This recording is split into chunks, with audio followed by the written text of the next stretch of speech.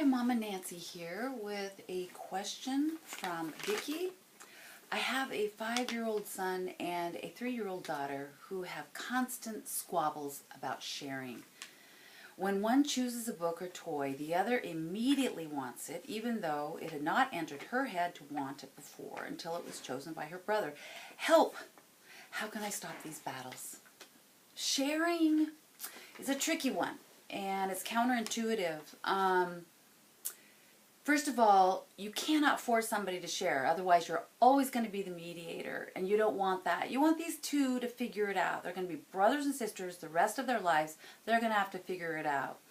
So I think that what I would do is ignore the majority of battles and squabbles. I would just totally ignore it until you cannot stand it anymore. If you can just step aside, let them work it out, you've got a leg up on the process.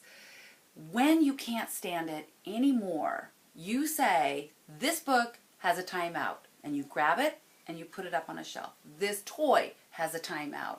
So what you're doing is neutralizing it. It's not just the brother, it's not just your sister, that it is the toy itself, so that there's no point of who's a winner and who's a loser. And how long it has a timeout is up to you. That worked a lot for me, and in fact I used it yesterday with Finn and Poppy fighting over a book. We put it on timeout. You could also ask them, what should we do here? What do you guys think? What should we do? Because a lot of times they'll come up with some rules that you hadn't thought of that will work for them. The most important thing, I think, to remember is life is not fair. And sometimes you don't have to share. Sometimes you get to have a special box that's all your own, a special toy. And if it is really special, then you have set aside that these are Johnny's special things that nobody can touch unless he says so. And these are Bridget's special things that are set aside that no one can touch it unless Bridget says so. And that's okay. That's okay. They don't have to share.